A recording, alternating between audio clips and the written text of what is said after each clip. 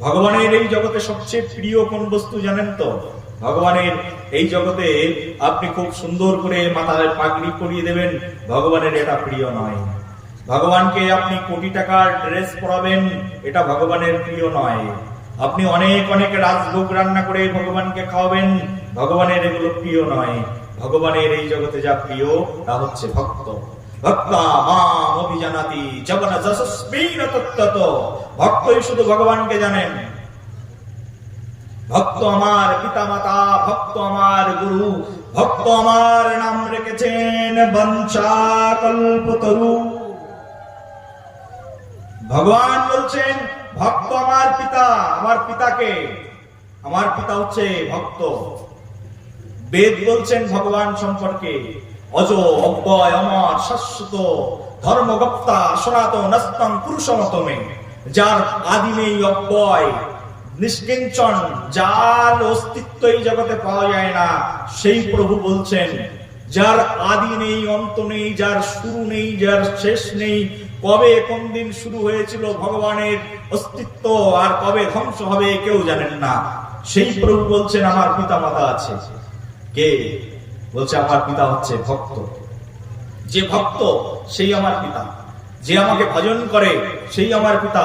যে আমার নাম কীর্তন করে সেই আমার পিতা। যে কপালে উদ্রপুণ্ড তিলক ধারণ করে সেই আমার পিতা। যে হরিনাম জপ করে সেই আমার পিতা। মাতাকে, যে মা আমার কথা সদা সর্বক্ষণ চিন্তা করে, সতত চিন্তায়ন্ত মাম যে জনা পর্যুপাসতে, যিনি সদা সর্বক্ষণের জন্য আমার নাম চিন্তা করছেন, তিনি আমার মাতা। আমি তার কাছে কৃতদাস হয়ে থাকি। ভক্ত আমার পিতা মাতা, ভক্ত আমার গুরু। আমার গুরুকে জানো তো? তোমাদের তো সবার গুরু আছে। ভগবান বলছে আমার গুরু হচ্ছে ভক্ত। যিনি আমাকে ভক্তি করেন তিনি আমার গুরু। স্পেসিফিক কোন গুরু নেই, বলছেন আমার গুরুকে। আমার গুরু হচ্ছে আমার ভক্ত, ভক্তই আমার গুরু। সেই জন্য দেখবে ব্রজের বৃন্দাবনের রসিক ভক্তগণ বলেন ভগবান শ্রীকৃষ্ণের পিছনে পিছনে ছুটে কি করব? কৃষ্ণের গুরুর পিছন পিছন ছুটবো। আর তিনি হচ্ছেন রাধা। বলো রাধে রাধে, বলো সবাই রাধে রাধে। আমাদের ভগবান শ্রীকৃষ্ণ যাকে গুরু মেনেছেন, এই যে ভক্ত শিরোমণি রাধারানী, কোন সূত্রে গুরু? এই সূত্রেই গুরু। ওই যে ভক্ত আমার পিতা মাতা, ভক্ত আমার গুরু। এই জগতে যদি বলো এই পৃথিবীর সর্বশ্রেষ্ঠ ভক্তকে, তাহলে এক বাক্যে সবাই স্বীকার করে নেবে রাধারানী। তার উপরে শ্রেষ্ঠ ভক্ত কেউ নেই, কেউ কোনোদিন হতেই পারে না। রাধারানী শ্রেষ্ঠ ভক্ত। কারণ ভগবান তোমার হাতে রান্না খায় না তো। আমি আজকে এসেছি না এই বাড়িতে, এই বাবার বাড়িতে আমি রান্না করেছি, তো বলছে আমাদের রান্না খাবেন না? খাবো, কেন খাবো না? কিন্তু তোমার হাতের রান্না তো খাই না ভগবান। তুমি যে বলছো আমার হাতের রান্না খাবে না তুমি, আরে তোমার হাতের রান্না খাবো কেন আমি? তোমার হাতের রান্না তো খাই না ভগবান। আরে আমার হাতের রান্না খাই মহারাজ, তাহলে আপনার হাতের রান্না ভগবান খায়? না না না, আমার হাতের রান্নাও ভগবান খায় না। কার হাতের রান্না খায় ভগবান? বলছে রাধিকার পক্ষ অন্ন বিবিধ ব্যঞ্জন, রাধিকার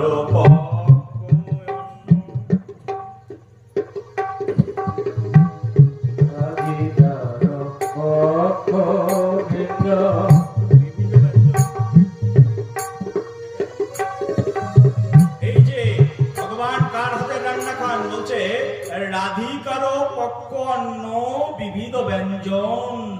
রাধিকা যখন রান্না করেন, সেই রাধারানীর রান্না করা বিভিন্ন ব্যঞ্জন। ব্যঞ্জন শব্দের অর্থ বহু প্রকার আইটেম, পদ, সেগুলোকে বলে ব্যঞ্জন। রাধিকার পক্ষ অন্ন বিবিধ ব্যঞ্জন, যাহা খেয়ে আমার প্রভু কৃষ্ণচন্দ্র সুখে নিদ্রা গেলা। প্রভু ওই রাধিকার হাতের অন্নই খান। তুমি যতক্ষণ পর্যন্ত রাধা চরণে তোমার মন, তোমার প্রাণ সমর্পণ না করবে, ততক্ষণ পর্যন্ত তুমি যত বড়ই ব্যারিস্টার হও না কেন, যত বড়ই প্রফেসর হও না কেন, তোমার হাতের রান্না ভগবান খাবেন না। এই রাধারানীর সেবক হওয়া চায়, রাধারানীর চরণে আত্মসমর্পণ করা চায়। তুমি কে হে রান্না করে খাওয়ানোর আমার প্রভু স্বয়ং বিভুকে? অনন্ত অনন্ত কোটি বিশ্ব ব্রহ্মাণ্ড যার অঙ্গুলে লেহনে পরিচালিত হয়, প্রত্যেকটি জীবের মধ্যে যিনি পরমাত্মা রূপে বিরাজমান, সেই প্রভুকে তুমি খাওয়াতে পারবে? ও বাবা, পারবে তুমি খাওয়াতে? হ্যাঁ, তোমার ক্ষমতা আছে, ওই প্রভুকে খাওয়াবে তুমি? দুর্যোধন কত রান্না করে বসে আছে, ভগবান শ্রীকৃষ্ণকে নিমন্ত্রণ দিয়েছে, দ্বারকাধীশ এসো আমার বাড়িতে খাবে। কত রকমের আইটেম রান্না করে রেখেছেন, বহু আইটেম, রাজভোগ, রাজ পরিবারের রান্না। রাজ পরিবারে তো রাজভোগই রান্না হয়। যাবে মায়াপুর ইস্কন মন্দিরে একদিন খেতে, মাত্র ৫,০০০ টাকা দেবে, রাজভোগ দেবে, খেয়ে শেষ করতে পারবে না। রাজভোগ, ওটা রাজ পরিবার তো, ওখানে প্রচুর রাজভোগ পাওয়া যায়। বলো রাধে রাধে, প্রেম সে বলো। ওই যে কালকে যে প্রভুজি এসেছিলেন, উনি ওখানে থাকেন, মন্দিরে যাবে, প্রচুর রাজভোগ খেতে পারবে। রাজভোগ, রাজার মহলে তো রাজভোগ চলে, রাজভোগ অনেক রকম রান্না করে রেখেছেন দুর্যোধন। আর দ্বারকাধীশকে নিমন্ত্রণ দিয়েছেন কৃষ্ণকে, এসো খেয়ে যাও। কৃষ্ণ বেরিয়েছেন নিমন্ত্রণ খেতে, কারণ কৃষ্ণকে কেউ নিমন্ত্রণ দিলে কৃষ্ণ নিমন্ত্রণ রক্ষা করবেন না, এমন মানুষ তিনি নন। নিমন্ত্রণ দেওয়ার আগেই মানুষের বাড়িতে ঠেলে ওঠে, তার স্বভাব খারাপ তো। বৃন্দাবনে ক্ষীর নবনীত মাখন ছানা তৈরি করে রাখতো, ভোগ লাগানোর সময় নেই, এখনো গোপীরা ভোগ লাগায়নি, শুধু তৈরি করে রেখেছেন ক্ষীর নবনীত মাখন ছানা।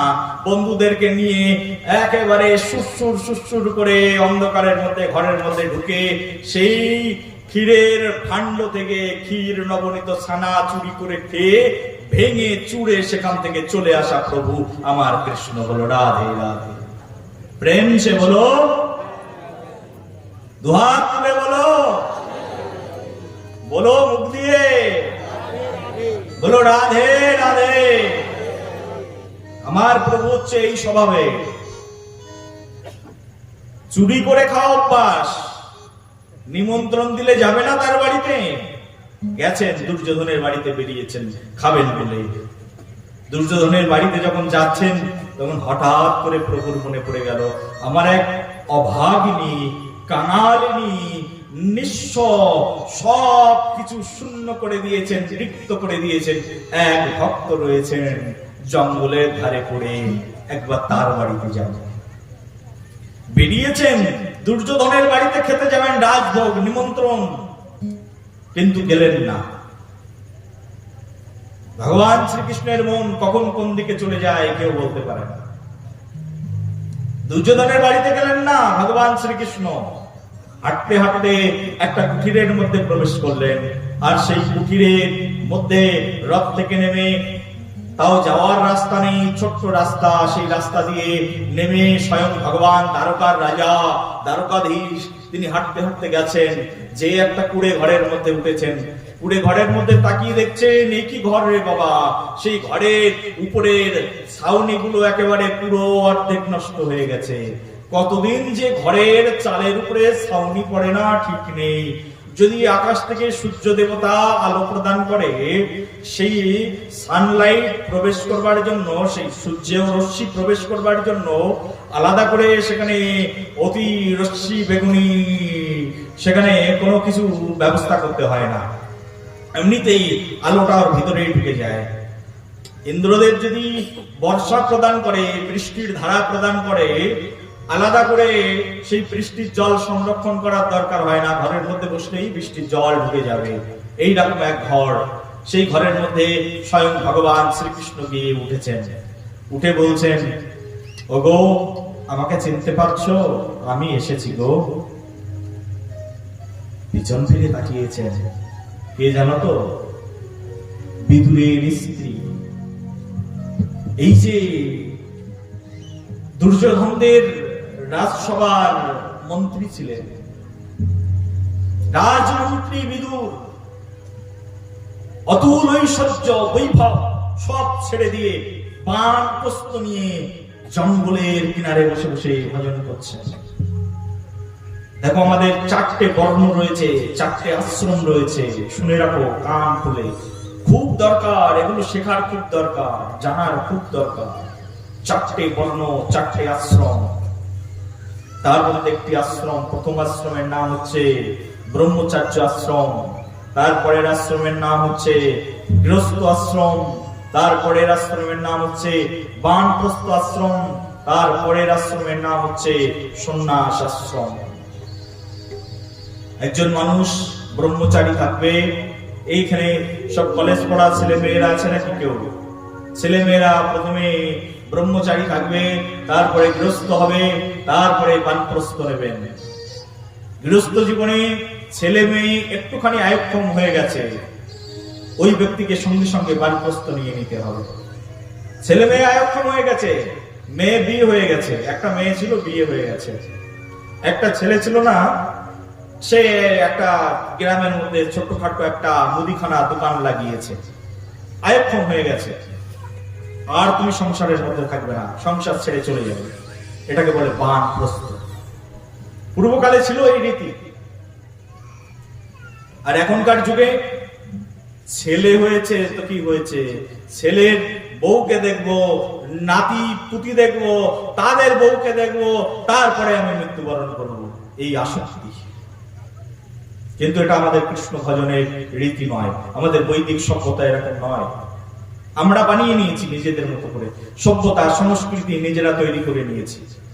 সব শেষ কলিযুগে, সব শেষ, কিছুই বেঁচে নেই কলিযুগে। মানুষের মধ্যে মনুষ্যত্বতা নেই, একেবারে মানুষের হৃদয়টা শুষ্ক হয়ে গেছে। প্রেম থাকবে কোথায়?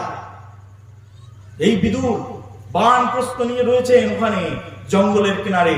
স্বামী স্ত্রী দুইজন, সম্পদ সম্পত্তি পরিত্যাগ করেছেন, মন্ত্রীর পদ পরিত্যাগ করেছেন।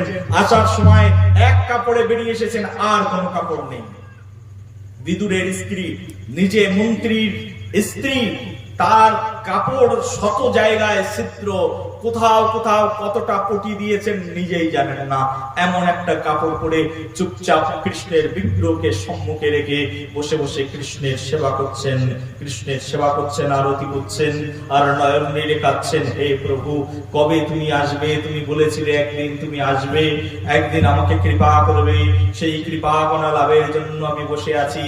বড় দুঃখিনী আমি, বড় কাঙালিনী আমি। আমি শুনেছি হে প্রভু, কাঙাল হয়ে গেলে সর্বস্ব ছেড়ে দিলে, তোমার চরণে অর্পণ করে দিলে তুমি নাকি তার কাছে এসো।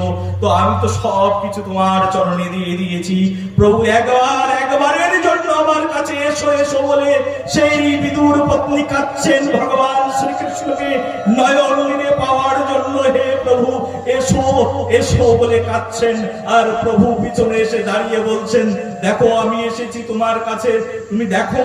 ভগবান শ্রীকৃষ্ণ পিছনে এসে দাঁড়িয়েছেন বিদুর পত্নীর কাছে, আর বিদুর পত্নী বলছেন, এতদিন যাকে আমি প্রার্থনা করেছি, কতদিন ধরে তাকে ডেকেছি, আজকে সেই আমার প্রাণের বিভু, আমার প্রাণের ঠাকুর আজ আমার কাছে এসেছে। বসতে দেব কোথায়? আমার তো বসার মতো জায়গা কেউ নেই। কোথায় বসতে দেব আমি আমার প্রভুকে? বসতে দেওয়ার মতো জায়গা কেউ তো নেই আমার কাছে। বিদুরের স্ত্রী স্বয়ং প্রভু, এসো প্রভু তুমি এসেছো, কতদিন ধরে তোমার অপেক্ষায় রয়েছি তুমি আসবে বলে। তোমার আসার লীলার সঙ্গ হলো আজ, আজ আমার জীবন ধন্য হলো প্রভু তোমাকে দেখে। এসো না প্রভু, কোথায় বসতে দেব তোমাকে? আমার ঘরে তো কোনো আসন নেই। এত গরিব, এত কাঙালিনী, এত হতদরিদ্র, এত দরিদ্রতা তার হৃদয়ের মধ্যে, কিছুই নেই, বসতে দেব কোথায়? স্বয়ং প্রভুকে বলছে, প্রভু বসার মতো তো আসন নেই, তাই আমার এই কোলের আসনে তুমি এসে বসো প্রভু। বিদুরের স্ত্রী কোলের আসনের উপরে বসিয়েছেন, কোলের উপরে ভগবান শ্রীকৃষ্ণকে বসিয়েছেন। ভালোবাসা দেখুন, যে প্রভুকে আরাধনা করে করে জগতের মাঝখানে জগতের জীব কত কত বৎসর ধরে কত মুনি ঋষি এই প্রভুর আরাধনা করছেন, কেউ তাকে পাচ্ছেন না। কত মুনি ধ্যান করতে করতে ওই মাটির ঢিবিতে পরিণত হয়ে গেল, প্রভুর দর্শন পেল না। সেই প্রভু, সেই অনাদির আদির গোবিন্দ, সর্বকারণের কারণাম ব্রহ্মাজি যার স্তব করেছেন, ঈশ্বর পরম কৃষ্ণ সচ্চিদানন্দ বিগ্রহ, অনাদির আদির গোবিন্দ, সর্বকারণের কারণাম, সেই প্রভু আমার কাছে এসেছেন। বসো প্রভু, আমার কোলের উপরে বসো। কোথায় তোমাকে বসাবো, আমার তো জায়গা নেই প্রভু। একেবারে কোলের পরে বসিয়েছেন। কোলের পরে বসিয়ে, প্রভু তোমাকে কি খাওয়াবো? এসেছো আমার মতো কাঙালিনের গৃহে, কিন্তু দেওয়ার মতো তো আমার কিছু নেই, কি দেবো তোমাকে? ওদিকে দুর্যোধনের রাজমহলে হাজারো ব্যঞ্জন, কত রকমের রান্না করে বসে রয়েছেন। এসো, প্রভু আসবেন, কৃষ্ণ আসবেন, হাজারো হাজারো ব্যঞ্জন রান্না করে বসে রয়েছেন। কৃষ্ণ গেলেন না। এই কাঙালিনী ভিখারিনীর ঘরে কৃষ্ণ চলে এসেছেন, কোলের পরে বসেছেন বিদুর স্ত্রী। খাওয়ানোর মতো কিছু নেই। ঘরের মধ্যে ভিক্ষা করা এক ছড়া কলা ছিল, কিন্তু সেই কলাটা পাকেনি এখনো পর্যন্ত। বিদুর স্ত্রী, প্রভু এসেছেন, খাওয়াবেন কি? আমার ঘরে অতিথি এসেছেন, অতিথি এসে যদি ফিরে যায়, না খেয়ে চলে যায়, যাকে ডেকে ডেকে প্রাণ হারা হয়ে গেছি, সেই প্রাণ মাধব, প্রাণ বল্লভ এসেছেন, কি খাওয়াবো? ওই সেই পাকা কলা, তার মানে এখনো পাকেননি, আধা পাকা কলা। সেই আধা পাকা কলা, কলার উপরের সিলকাটা ছাড়িয়েছেন, একটুখানি ছাড়িয়েছেন কলার উপরের সিলকা, ছাড়িয়ে এখন ওই কলাটা নিয়ে বলছেন, প্রভু একটু ভক্ষণ করো। কলাটা ছাড়িয়েছেন, হাতের মধ্যে কলাও রয়েছে, ছিলকাও রয়েছে, বলছেন প্রভু ভক্ষণ করো। ভক্ষণ যখন করতে যাবেন, প্রভু শ্রীকৃষ্ণ দেখছেন এ কি অবস্থা, এ তো কলাটা ছাড়ালো, কিন্তু আমাকে বলছে কলা খাও, কিন্তু কলাটা ফেলে দিয়ে এ তো কলার ছিলকাটা আমাকে খাওয়াচ্ছে। প্রভু তাতেও প্রসন্ন, দাও, খেতে দেবে, দাও। কলার ছিলকাটা, কলার উপরের খোসাটা প্রভু গালের মধ্যে নিয়েছেন। আচ্ছা বাবা, তোমাকে যদি একটু কলার খোসা খেতে বলি, কলার খোসা খাও। তুমি আমার বাড়িতে এসেছো, তুমি আমার অতিথি, আমি যদি তোমাকে বলি কলার খোসা খাও, তুমি তখন কি ভাববে? এ মহামান্যজি আমাকে কি গরু ভেবেছে না ছাগল ভেবেছে, আমাকে এইভাবে অপমান করছে? কৃষ্ণ অপমান হননি, বলছেন প্রভু কলা খাও। কলার খোসাটা ধরেছেন প্রভুর মুখে, আর প্রভু সেই কলার খোসা পরমানন্দে ভোজন করেছেন। কি আনন্দ! কলার খোসা খেয়েও তার হৃদয়ের মধ্যে আনন্দ। যা খাই কলার খোসা, কেউ খায় কখনো সেই কলার খোসা? তাও এখনো কলার খোসাটা তো পাকেনি, আধা পাকা কলা। সেই কলার খোসা খেয়ে প্রভু পরম তৃপ্ত হয়ে গেলেন। এই হচ্ছে আমার প্রভু শ্যাম সুন্দর যুগল কিশোর, প্রাণমোর যুগল কিশোর, প্রাণমোর যুগল কিশোর। এই হচ্ছে আমার প্রভু যুগল কিশোর। শোনো তার কথা।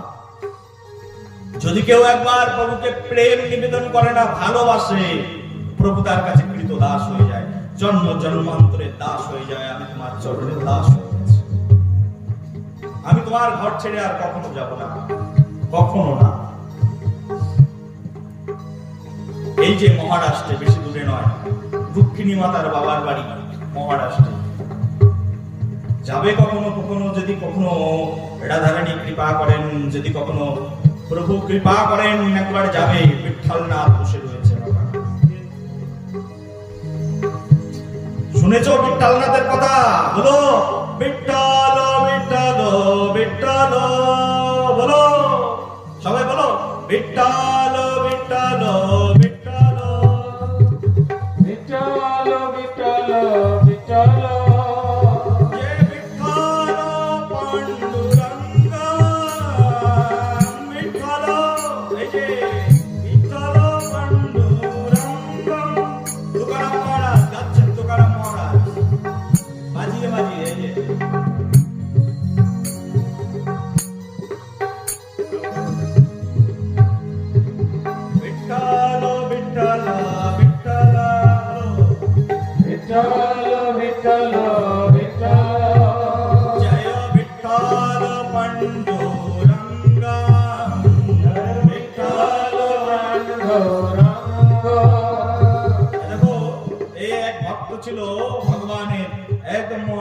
মধ্যে পাণ্ডুরঙ্গা ভগবানের প্রিয় ভক্ত বসে অনেক দিন ধরে প্রভুকে ডেকেছেন, প্রভু এসো, প্রভু এসো, প্রভু এসো, আমি তোমার জন্য না খেয়ে বসে থাকি, তোমার অর্চন করি, তোমার সেবন করি, তোমার দাস, তোমার চরণের একমাত্র কিঙ্কর। প্রভুর চরণে বারবার বারবার আত্মসমর্পণ করে প্রভুকে ডেকেই চলেছেন, প্রভু আসেন না। একদিন প্রভু এসেছেন, প্রভু এসে রাগ করে আর প্রভুর মন্দিরে যান না, ভগবানকে দর্শন করতে আর ভগবানের মন্দিরে যান না। ভক্ত অভিমান, ভক্তের আবার অভিমান হয় জানো তো, সেরকম ভক্ত তুমি যদি হতে পারো তোমারও হবে। অভিমান হয়েছে, মন্দিরে যান না। ভগবান ভাবলেন আমার ভক্ত আমার মন্দিরে আসে না কেন, একবার যেয়ে দেখে আসি। ভগবান এসে বলছেন, দরজার সামনে এসে দাঁড়িয়েছেন, দাঁড়িয়ে বলছেন, আরে ভক্ত দেখো, আমি তোমার পণ্ডরীনাথ দাঁড়িয়ে আছি তোমার সামনে, এসো। ভগবানকে বলছেন, প্রভু তুমি আর আসার সময় পেলে না, আমি তোমাকে যখন ডেকেছি, যখন আমার তোমার প্রয়োজন ছিল তখন তুমি আসোনি, এখন আমি সেবায় ব্যস্ত আছি। তুমি কার সেবা করছো? আমি আমার বাবা মার সেবা করছি। আমি সংকল্প নিয়েছি যে আমার বাবা মা যতক্ষণ পর্যন্ত না ঘুমাবে ততক্ষণ পর্যন্ত তাদের পদ সেবা করব। আমার মা বাবা এখনো জেগে আছে, যতক্ষণ না ঘুমাবে ততক্ষণ পর্যন্ত আমাকে পা টিপতে হবে। ভগবান বলছেন, দেখো আকাশে খুব বৃষ্টি হচ্ছে, বৃষ্টি হচ্ছে তো আমি কি করব? একবার তো তাকিয়ে দেখো, তাকাতে গেলে যদি আমার বাবা মার সেবায় ব্যাঘাত হয়, তাকাতেও পারবো না। আমি শুনেই বুঝতে পেরেছি তুমি এসেছো, ঠিক আছে তুমি ওখানে দাঁড়িয়ে থাকো। ভাই আমি যে দাঁড়াবো, দাঁড়ানোর জায়গাটা তো নেই, আর এত পরিমাণ বৃষ্টি হচ্ছে, তোমার ঘরের মধ্যে জল ঢুকে গেছে, আমি দাঁড়াবো কোথায়? ভগবান বলছেন, ভক্ত বলছেন, প্রভু পাশেই দেখো একটা ইট রাখা আছে, ওই ইটের পরে তুমি দাঁড়াও। ভগবান আশেপাশে খুঁজছেন, কোথায় ইট, কোথায় ইট, কৃষ্ণ খুঁজছেন, ইট কোথায়, ইট কোথায়। দেখছেন পাশে একটা ইট রয়েছে, সেই ইটটা পেতেছেন, ইটের পরে ভগবান দাঁড়িয়ে রয়েছেন। আর ভগবান বারবার বলছে, আমি আর কত সময় দাঁড়িয়ে থাকবো? বলছে চুপচাপ দাঁড়িয়ে থাকো, কথা বলবে না। যখন তোমাকে ডেকেছি তখন তুমি আসোনি, এখন তুমি বড় এসেছো, হ্যাঁ আমাকে দেখা দিতে, এখন আমি বাবা মার সেবা করছি, তুমি চুপচাপ দাঁড়িয়ে থাকো। বাবা মা বলছে, যা একটু দেখে আয়, তোর প্রভু এসেছে, তোর সখা এসেছে, তোর প্রাণনাথ এসেছে, তোর প্রাণ বল্লভ এসেছে, দেখে আয়। বলছে, বাবা তোমার কাজ তুমি করো, ওর কাজ ও করো, তার কাজ সেই করবে, আমার কাজ আমাকে করতে হবে। বাবা মার পদ সেবা করে চলছে।